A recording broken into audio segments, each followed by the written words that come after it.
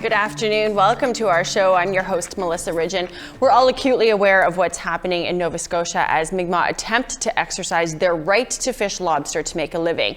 They're confronted with violence and hatreds, possibly stemming from the lack of understanding of treaty rights or respect for those rights. But what's happening on the East Coast right now is far from the only attack on those with rights to harvest traditional foods. Today, once again, we are putting harvesting rights in focus.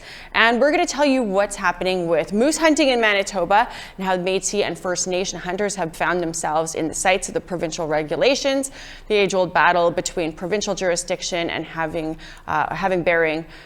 no bearing on treaty rights. And we go to British Columbia, where a staple traditional food is in jeopardy, that's salmon, and all of the reasons why. It's, of course, a call-in show. You can call us toll-free to share your stories with problems when you've been exercising your right to hunt or fish. Our phone lines are open. You can call us toll-free at 1-877-647-2786. Tweet us at APTN InFocus, or you can comment on APTN News Facebook page where this is being live streamed. And later in the show, we are totally switching gears. The Other Side is a popular paranormal investigation show that kicks off season 6 right here on APTN. The Other Side team is going to be doing a live investigation on Saturday, Halloween, right here at the APTN headquarters in Winnipeg, where for years staff have shared stories of seeing and hearing things and experiencing paranormal occurrences. We've got 2 staff members here to share with us some of what the Other Side investigators will be looking into on that live streamed event. You won't want to miss what they have to say. But let's kick things off in British Columbia with what's a couple of years ago exploring the effect of salmon farming off the coast. It's called Salmon Warriors. Let's take a look.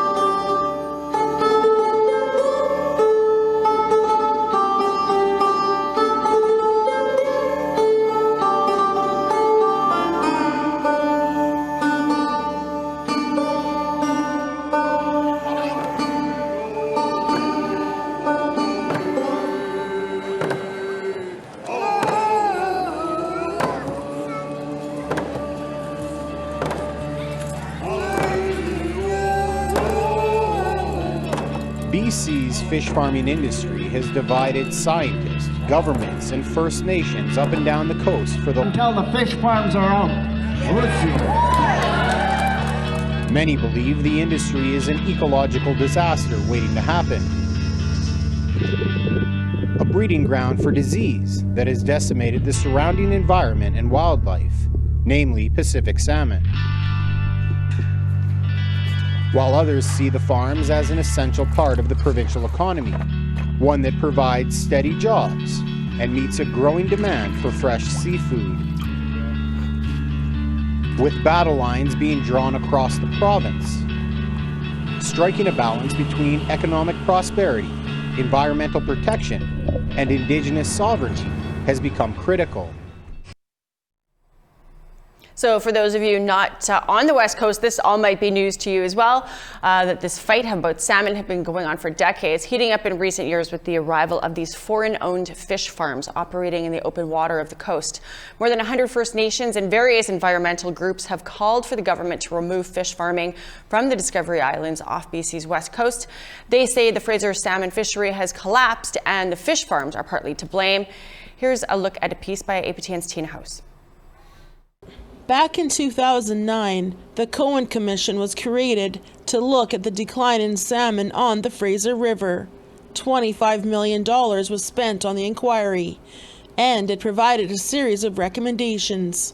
Number 19 of those recommendations was that if fish farms disrupted the Fraser River salmon in any way, they must be closed by September 30th, 2020. And with that deadline looming, everyone here says the time to act is now. Chief Wayne Sparrow of Musqueam on the Fraser River says his community hasn't been able to fish in 2 years. It's industry that's driving it, and we have to pull together as First Nations, to use our powers that we have and the legal mechanism that we have to try to get them out. Like I said, we were a fool for a while until our recommendations weren't being followed. So we had a few commission meetings to talk about it, thinking that those recommendations were going to be adhered to, and then finding out. So now we're into the fight now, and we're not going to give up the fight. If I was able to talk to Prime Minister too, in terms of fish farms, in terms of implementing Cohen Recommendation 19, in terms of actioning the transition of fish farms to open net cage, from open net cage to land-based closed containment. Tina House, APTN National News, North Vancouver. Joining us now is Bob Chamberlain. He's a grassroots longtime salmon warrior himself. He's Kwakwaka'wakw and knows the salmon issue inside and out, backwards and forwards. And Alexander Morton is a biologist who has worked closely with First Nations in their fight for healthy salmon stocks in coastal and inland BC. Thank you guys both for joining us. So, Bob, for our eastern and central or our northern viewers who may not know, give us an idea of what salmon mean to nations in BC. When you consider salmon across British Columbia for First Nations, we're talking about one of the primary staple foods and sources of protein. We've always relied upon this resource and managed it in a very good manner up until DFO decided to step up and do what's best, which is essentially marshal the salmon runs of British Columbia down the road of extinction. Are there parallels between what you're seeing with Mi'kmaq on the East Coast with their fight and the fight that you guys have been having about salmon on the West Coast? Oh, without a question. We have the Department of Fisheries and Oceans, through implementation of regulation and policy, absolutely recharacterizing Supreme Court of Canada law. And when we consider that as a democracy, that should be a red flag for all Canadians. But this is no surprise to any First Nation across Canada, where the department has steadfastly refused to embrace Supreme Court rulings in the broadest sense. And in response, they take the narrowest possible view, which puts our salmon at risk, but it also then diminishes the human rights of First Nations people in this country. So you said the role of the DFO in all of this, they seem to just, do what they want. Is the problem really with DFO, or is it with the politicians who direct them? I would say that is one that is hell-bent on supporting of fish farms. Now, the Cohen Commission was in a response to a very, very low return of sockeye salmon to the Fraser.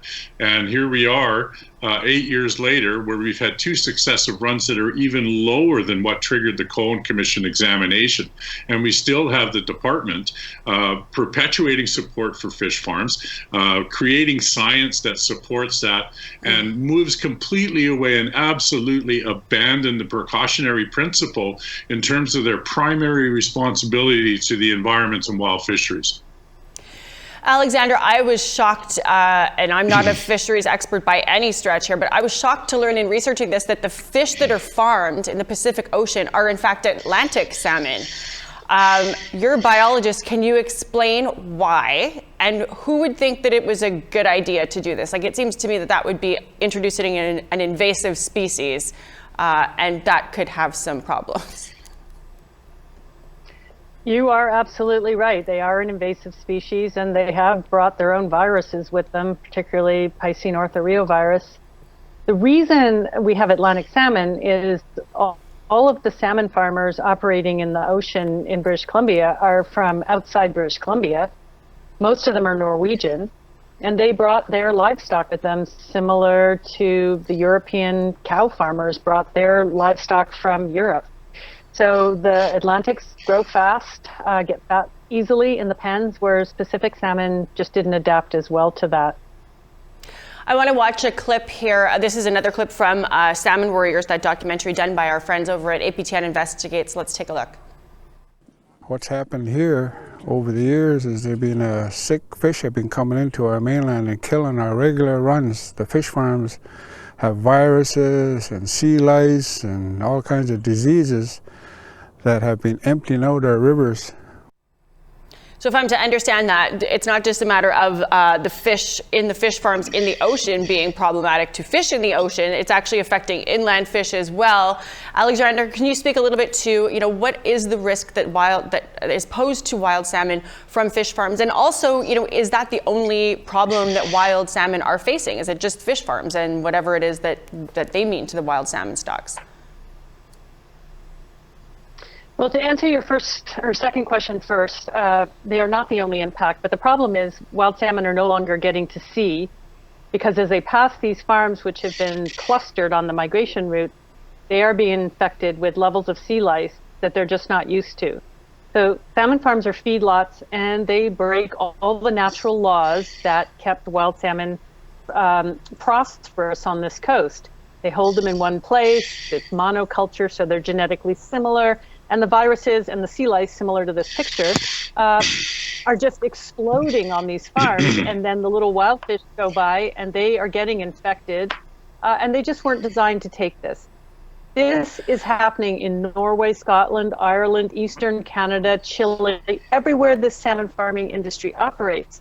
And yet they've been allowed to get away with the myth that they're doing things better here.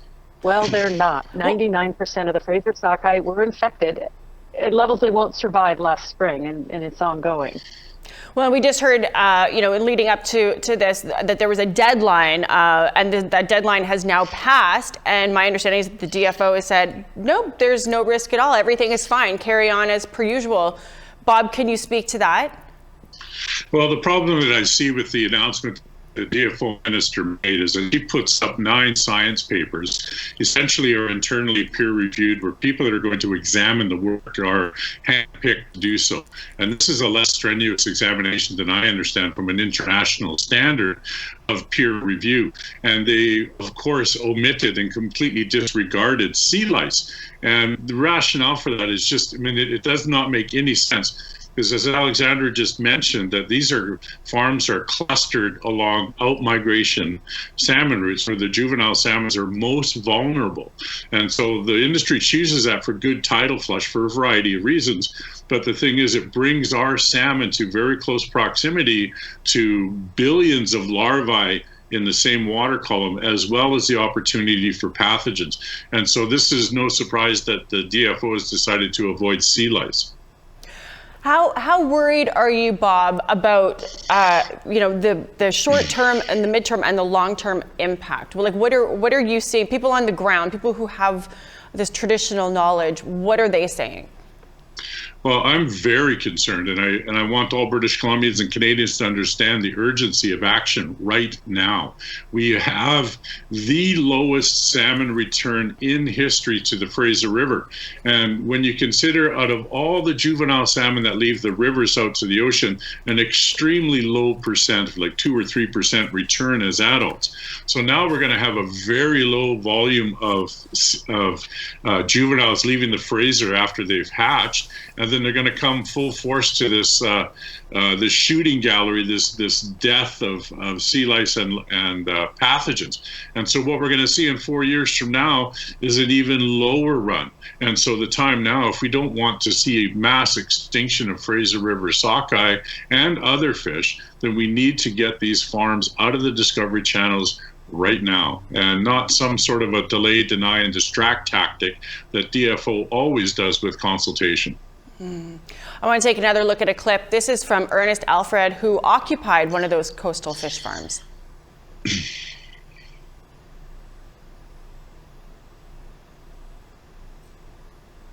Oh, we don't have that clip right now, apparently. We do have a clip, though, from Ian Roberts, who was speaking on behalf of the fish farms. Let's take a look at what he has to say. Our fish don't impact the health and populations of wild salmon. And that's just not me talking, that's not opinion, that is fact. There's been several reviews on the coast here over in the last 5, 10, 20 years that have confirmed that our salmon aren't negatively impacting wild salmon.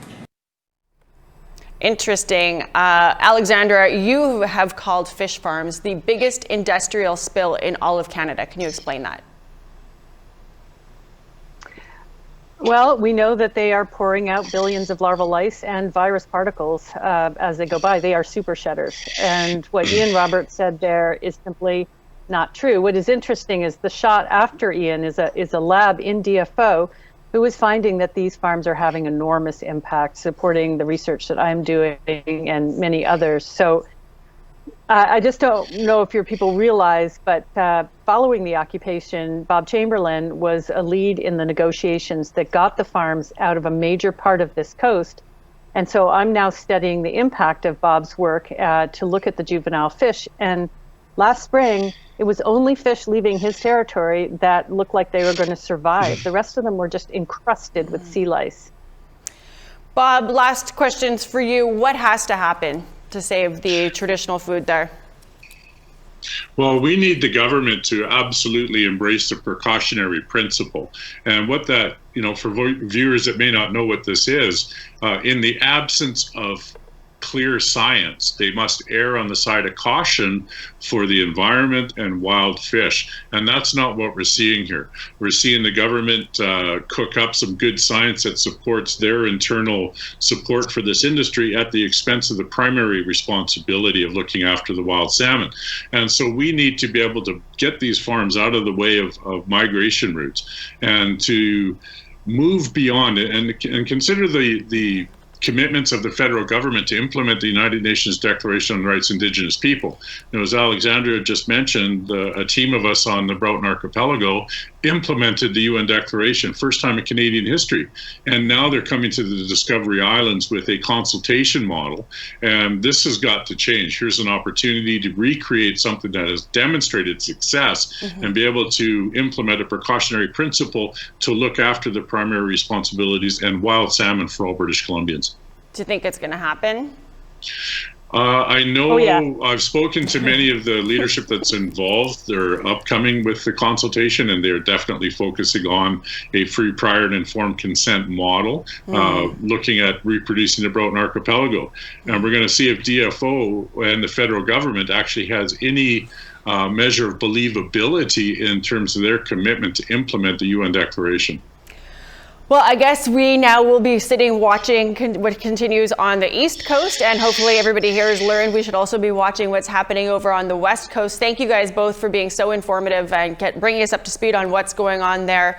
I would say to everybody here watching, you should all check out the Salmon Warriors by APTN Investigates video journalist Colleen Crozier for insight on how salmon farms on the Pacific are impacting wild fish. It's an incredible documentary. You can go to aptnnews.ca/investigates and find it in there. You can also find it on YouTube. Just search Salmon Warriors. We have to take a break, but when we come back, we're heading to Manitoba right here, where the right to harvest moose has made some regional headlines of late, but has national repercussions. I want you to stay with us. Join our conversation now. Call in toll-free at 1-877-647-2786. Like us on Facebook on our APTN News page. Follow or tweet us at APTN InFocus. And send your thoughts to infocus@aptn.ca.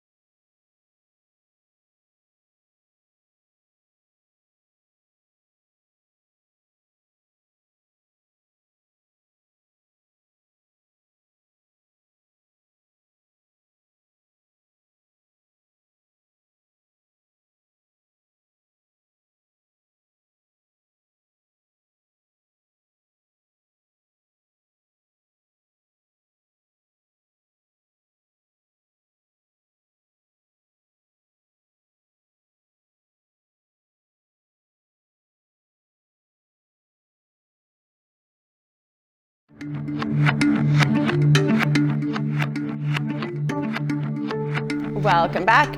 Let's go to social media now with our social media editor, Jesse Andrushko, to hear what some of you're saying about today's topic. Thank you, Melissa. We put a few questions online and we are getting some interesting responses. For one of the questions we asked, why are inherent treaty rights continually trampled in Canada? Let's take a look at some of our responses from our Instagram page. Steve said, because us settlers don't understand and or don't want to understand the treaties. From Jake, white Canadians see Indigenous people as second class to them, therefore they don't value treaties. Rebecca commented, white supremacy, institutional racism. Madeline said, lack of treaty education in our educational systems. We also got a few answers on Twitter with some different viewpoints. Rolf said, traditional harvesting in the traditional way is not at issue. Harvesting using new technology over and above opportunities afforded to other Canadians is. Jeremiah tweeted, Canada should not honor such outdated agreements that were made before it came into being, especially with people who are ungrateful and do not obey the rule of law.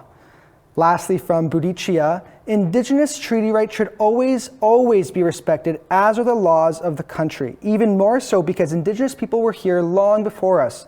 It's their country and we are the guests of these people. Thanks to all of our viewers who commented. There's certainly a lot of different perspectives when it comes to treaty rights. Hopefully we can keep this discussion going.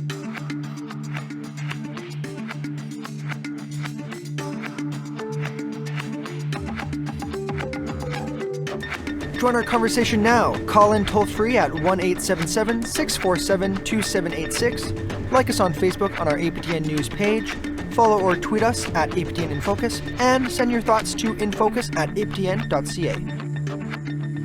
I guess one of those comments about if you're going to honor treaties, it has to be in that same way that people were harvesting back when the treaties were signed. And I guess my question would be then, so settlers should also start going back to that as well.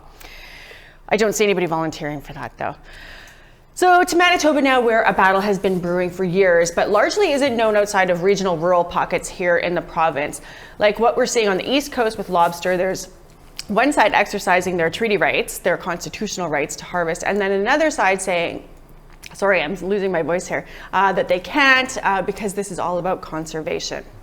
So there's been clashes, of course, with Indigenous harvesters and rural folks. We're going to unpack all of that now with our guests. Joining me, Will Goodon from the Manitoba Métis Federation and Jerry Daniels from the Southern Chiefs Organization. Thank you guys both for being here with us. Yes, thank you. Thank you. So we've got viewers across the country watching what's happening on the East Coast. Everybody seems to understand what's going on there. But outside of Manitoba, most people don't know what's happening with moose hunting here. So I'm going to ask you each to explain. So I'll start with you, Will. What's going on? Yeah, so it was obvious that there's been some changes in what's going on with big game animals here in Manitoba, and the moose.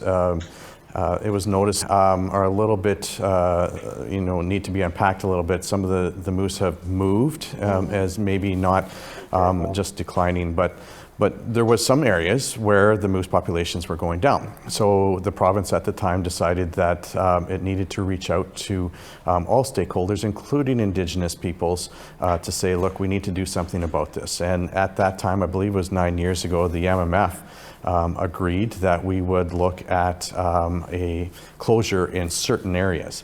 But then a couple of years ago, the province came to us and said maybe there's the numbers are starting to come up. There could be a potential for a limited harvest.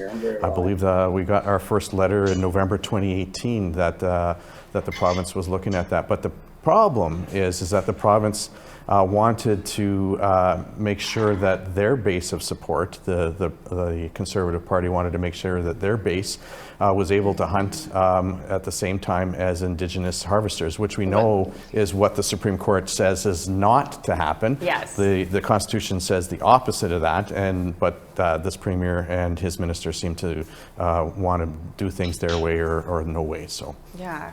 Chief Daniels, I'm curious your perspective on this. How is it different for First Nations, or is it different for First Nations than it is for Métis? Well, I don't want to talk about First Nations versus Métis rights. I think they're our relatives. But what I will say is that First Nations have never given up our right to hunt and fish, and we've always been proactive in creating a relationship and looking at conservation methods. And for the, when you look at how First Nations have managed, our relatives out on the land, is we've done it for thousands of years, and we agreed many times. Many of our local chiefs in different communities, different regions throughout southern Manitoba have agreed to work with the province on a very respectful relationship way forward. And since that time, the province is trying to create confusion, trying to make us and characterize Indigenous people as being people who are over hunting, who are not respectful of. And when you look at the treaty rights, clearly it's a nation-to-nation relationship. We never agreed for the province to assert authority over us. And for decades and decades, chiefs well before my time have always opposed provincial unilateral, decision-making. And we're going to continue to do that. We're going to continue to oppose that. The Métis, our relatives in the Métis Nation, are our friends on this issue. We want to work together. And we have a mutual understanding on how to approach this. And if the province wants to keep intimidating our people out on the land, then we're just going to simply stand with our people and look to the federal government for intervention here. We never agreed for the provinces to have jurisdiction over us, and the province to make it clear that First Nations have a right here. And actually, we should have rights of first refusal. We're the ones who are eating and hunting for sustenance. We're not hunting for sport. That's a big difference. And so it clearly, when you think about where the priority is, it's for those who are hunting for sustenance, those who are using it to eat. And I think that's paramount here. I want to get to what's happening, some of what's happening on the ground. There has been some issues, but we do have a caller right now calling from Thunder Bay. Sorry, I didn't get your name. Are you there? Hey, Hillary. My name's Hillary. Hey. So my question is, why hasn't the federal government intervened? Like the one video of a white fisherman attacking the chief and the police standing there and doing nothing. Now, if that was an Indigenous people or an Indigenous person attacking a white person for no reason, that police officer's gun would have been already out of his holster. I think a lot of people feel that. That's right. And Chief Daniels was just saying the exact same thing. The provinces don't have jurisdiction over this right. Where are the feds in all of this? You're asking me. I'll put it to Will, and then I'll ask Jerry too. Where's the feds in all this? Isn't they've left this to be little fights between First Nations people or Métis people and DFO out on the West Coast or on the East Coast, and here they're saying, it's between First Nations and Métis and the provinces. Yeah, so that's not to get into too technical or legal, trying to explain things, but the way that the Constitution has is, set aside the jurisdiction for natural resources with the province. So the province does have the authority to exercise that, the responsibility for it, but. When the province also has the responsibility to listen to what the Supreme Court has said. Right. The province also has a responsibility to look at what the Constitution says. There's been court decisions right across this country, but here in Manitoba, there was a case that's got my name on it. I know. Where I shot a duck, and I was found not guilty because I was exercising my constitutional right.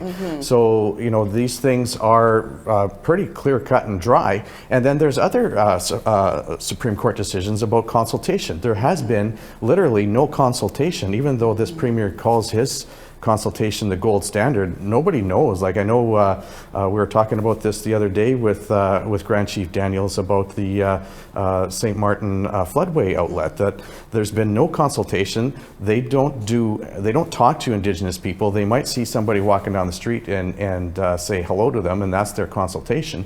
But it is so poor. It is, we've got Indigenous leaders right across the board First Nations, Métis, saying that this province has done literally nothing. They don't talk to us, they don't listen to us. They seem to be only interested in what their base wants to hear.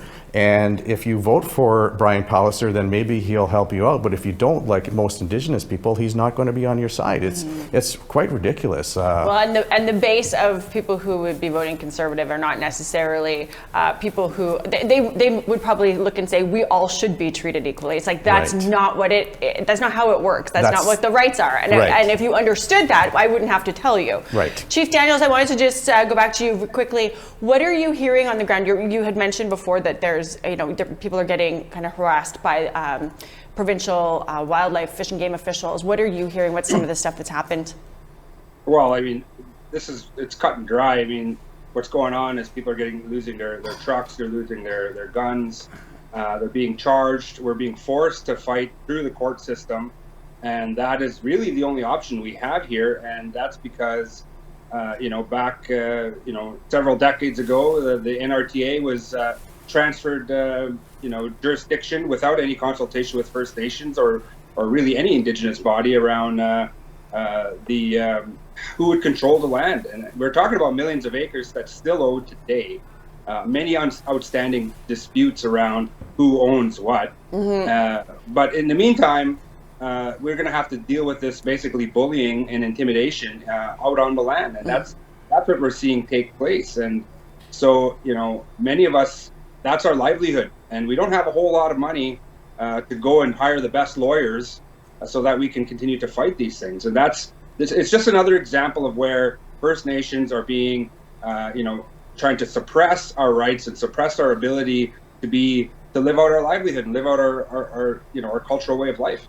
I'm curious, I know a lot of, just from the regional coverage that it's received here, it is being framed as you've got First Nations and Métis out night hunting, spotlight hunting, which is unfair to the animals. They're doing it out of season. It's cheap. It's wrong. And we care about conservation. That's where the government's gone.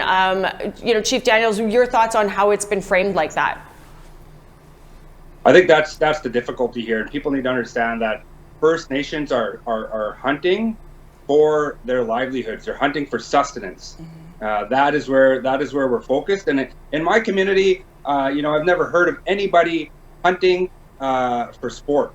No one is, we hunt, we cut up the meat, we give it to the elders. That's how it's done in our community, and that's how it's done throughout the region. People aren't becoming millionaires off. That's just not the case. People are not, going out there and shooting, 10 moose, 20 moose, or something like that. There's huge wolf populations out there. There's huge bear populations, especially on the southeast side. Those are part of the problems with what we're seeing. Habitat, there's all, but this is being managed by the province, okay? This crisis is being managed by the province, and people need to understand that. They've been in charge now since the NRTA was signed. And so you can't say that First Nations are the reason for where we are today. If it was First Nations, there'd be even less licensing, and it would be for sustenance only. We have another caller here who wanted to talk about moose hunting. Hello. Hi, Sally. How are you? I'm good, thank you. Good. What did you have to add? I'd like to add that I do believe that the Native culture does have the right to harvest moose, but I think that we don't have all the riches to go and drive all around with these ATVs and big fancy trucks to fetch them far away and trophy hunt or just sport hunt. So we do it for sustenance. That's absolutely true. I'm a hunter and I'm Gitxsan. And what I like to say is that all Native bands or all Native tribes or whatever you people want to call us, all of us need to figure out a way to work in conservation. Where I am, I see a lot of decline in moose, a lot of decline. Yes, there's wolves. Yes, there's trains. Yes, there's falling through ice and all this. However, I absolutely know and absolutely see that there's a lot of Native people getting the easier species, which of the moose is the females. The bulls are smarter; they run off and they're harder to get. So it's easy to get a female moose. I don't know why God made them just stand around and have a good look at you, especially if there's twins. And all of a sudden you get people and they're like, yay, we shot a few of them. One couple years back, these people shot 3. Did they eat them though? Well, I'm sure they eat them. And do they give them to elders? Yeah. We don't know. What do they do with that? They possibly do share it. Maybe they trade it. But there's got to be some form of conservation for us Native people to hold ourselves to that standard of, hey, man, we can't go and just kill all of those because they're the baby makers. And sure, they're putting up posters in our community saying, hey, you just killed 3 generations of moose. But I say, yes, Native people hunt for food. Absolutely, that's the truth. And we need it. We absolutely need it. But we need to figure out amongst ourselves, with the help of smarter people up, maybe the chiefs or whatever, we need them to help us figure out how to preserve our food conservation-wise. Thanks. That's my biggest thing. So I appreciate that, Sally. Will, there's good points in there. Not every single individual is responsible in their harvesting, right? So what are groups like the MMF doing to make sure that it is responsible harvesting? That's a fantastic point, and something that I wanted to touch base on anyways. As we know, with the Manitoba Métis Federation, we have our laws of the harvest. We have our harvesters who are registered. The cards identify them as harvesters, as rights holders, and then they also agree to adhere to the conservation principles upon which the laws of the harvest were first put forward on. Our elders told us that there's no point in hunting moose if there is no more moose, so that is something that we take very, very seriously. And in fact, the province's own numbers back in 2018, as I said before, and again in 2020, said that it is likely that 60 moose could be sustainably harvested in the Duck Mountains and the Porcupine Mountains. So the Manitoba Métis Federation took that advice to heart and said we are going to share with our First Nations brothers and sisters, and we will take 26 moose. So we have limited moose hunting in those areas. There are 26 tags that were given out. They were given out with groups of 4 harvesters, and they also had to agree that they would share with the community. So sharing, conservation, a limited harvest that even in the province's own numbers is more than fair, that will be sustainable for the time, for this year at the very least, and probably going forward. But then as well, you know, if there is a, and this is something that we have always taken very seriously, if a Métis harvester goes outside of the laws of the harvest that have been set aside by the Métis government, condoned and approved by Métis citizens across the province, if they go out beyond that and they get charged, they get charged. We're not going to protect them. But if they are following our laws of the harvest, we will protect them, full stop. And I want to say a big thank you to Grand Chief Daniels for his message a couple of days ago, saying that they would do this very same thing, that they will do their very best to protect First Nations harvesters. So I think that's I think that sends a clear message that conservation has always been at the very heart and soul of what the MMF has been doing in the laws of the harvest. Full stop. And this is again at the very foundation of what we're doing. We so if somebody was to go out and shoot 4 moose, hey, they get charged, and we'll support the Crown in charging against them. But this is not how things are being put together, and this is not how our harvesters are anyway. So, and if there is one bad apple, they will get charged, and we will support that. Yeah.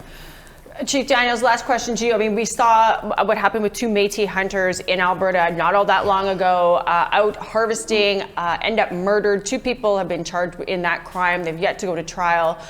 We've seen the violence out on the East Coast with regards to lobster harvesting, people, just the rage that people have when you see First Nations exercising their inherent rights, asserting those rights.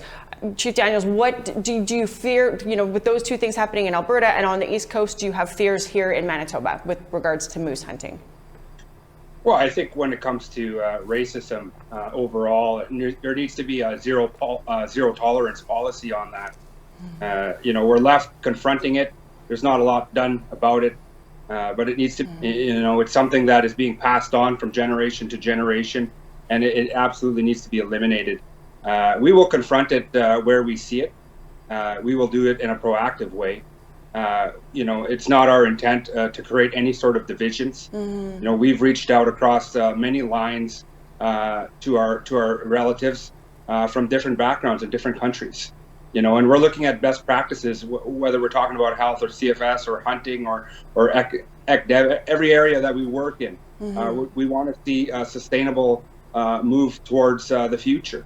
Thanks. We're looking at circular economies, all kinds of stuff like that. I appreciate this. We'll have to be a part of it. I gotta cut you off because we have to go to a break. I'm getting yelled at in my ear. Thank you guys both for joining us, talking about moose hunting here. Will Godon, Jerry Daniels. We need to take a break. Coming up, switching gears to talking about ghosts. Stay with us.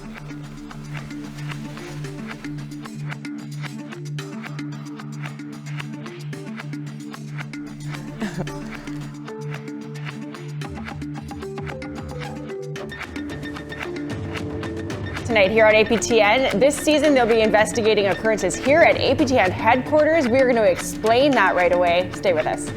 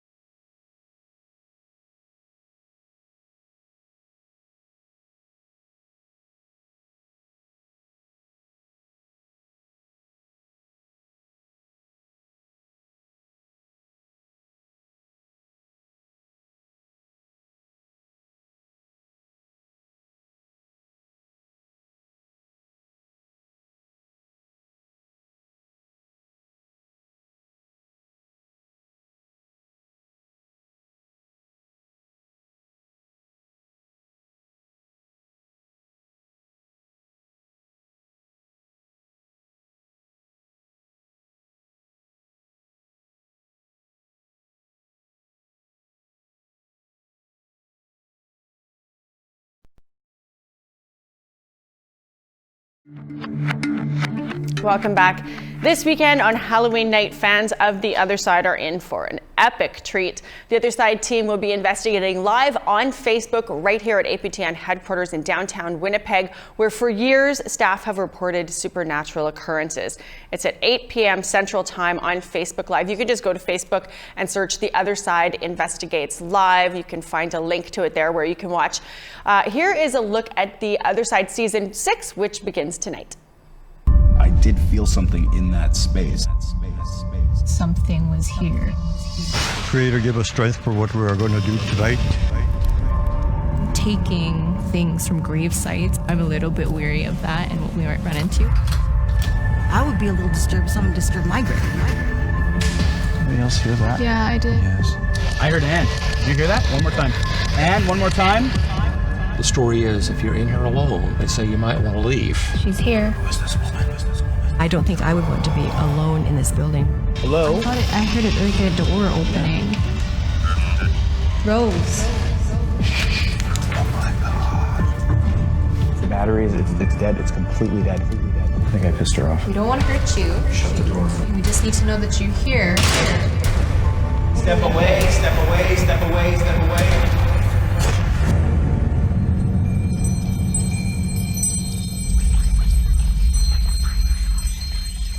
I want to keep my eyes covered and I don't understand it. Love that show so much.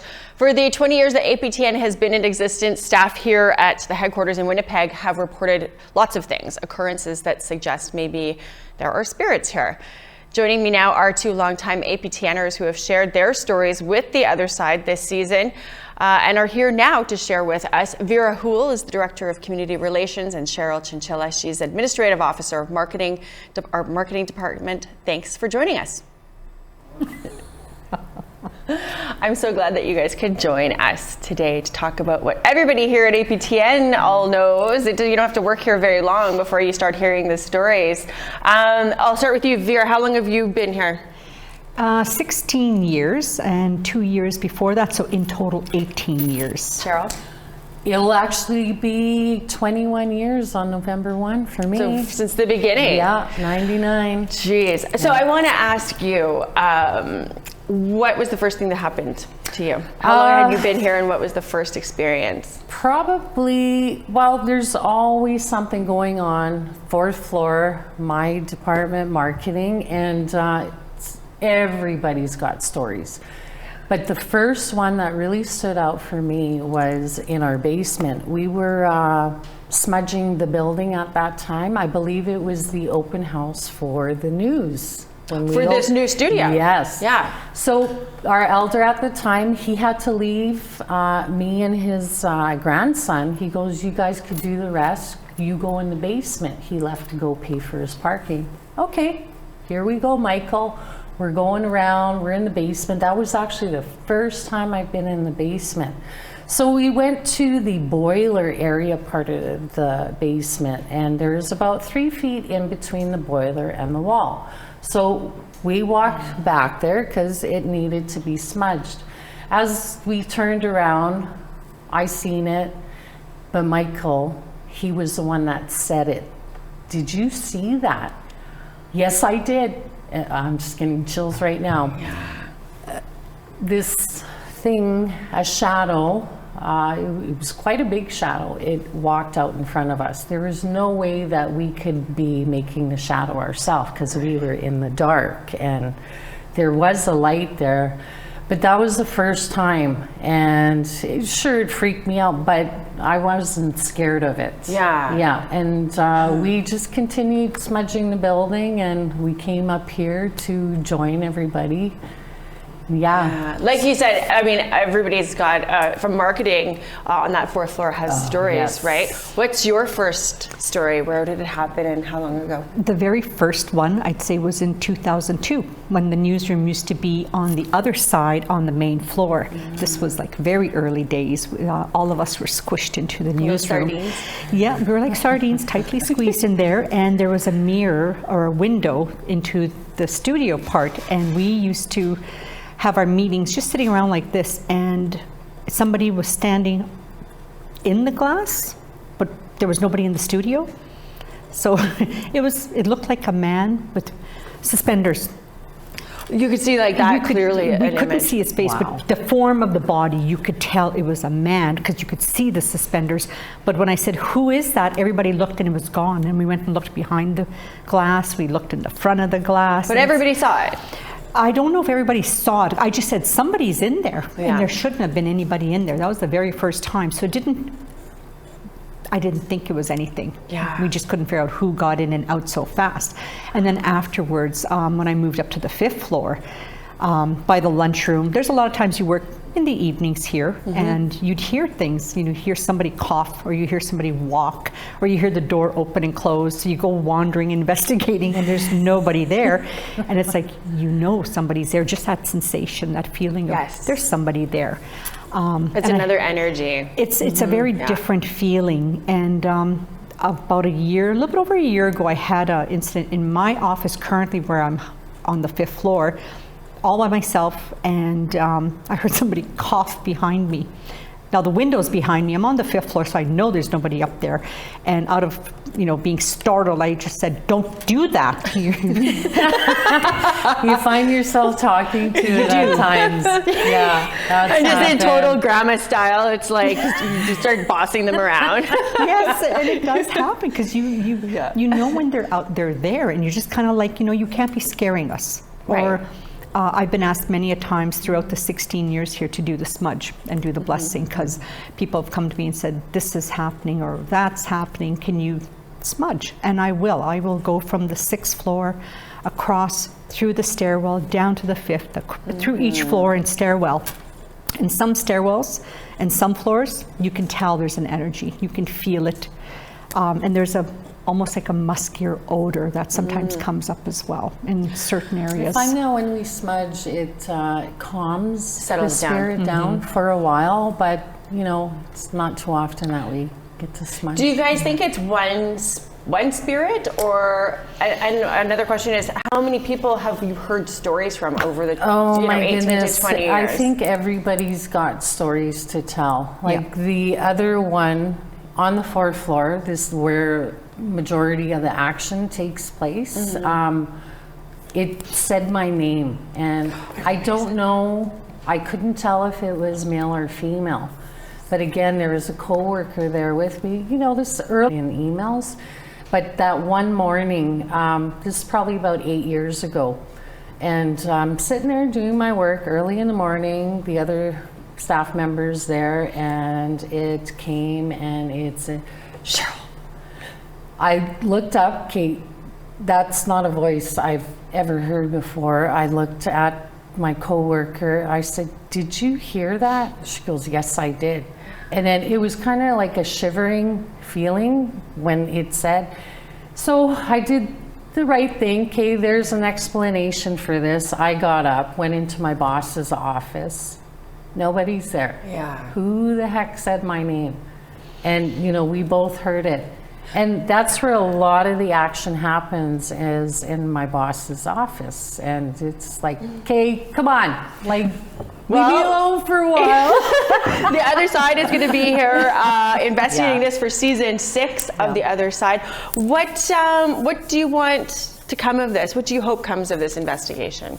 I hope that whoever it is that is wandering and not happy finds their place to go and be happy. It's I can't imagine it's easy for spirit to be stuck whoever it is, wherever they are, in what realm they are. But I just hope for them to have peace and let us work in peace. Yeah. Same thing. Yeah. Thank you. Well, I'm glad you guys could come on and share. This will be something for everybody to watch at home, right here on APTN this coming season on The Other Side. Looking forward to it. Thank you. Thank you. We're going to have people from The Other Side on our next week's InFocus, so you'll have to stay tuned for that. We're all out of time, and thanks, of course, for tuning in, and to our guests, of course, and to our crew here at APTN that makes this show happen each week. Don't forget The Other Side Season 6 premieres tonight, right here on APTN.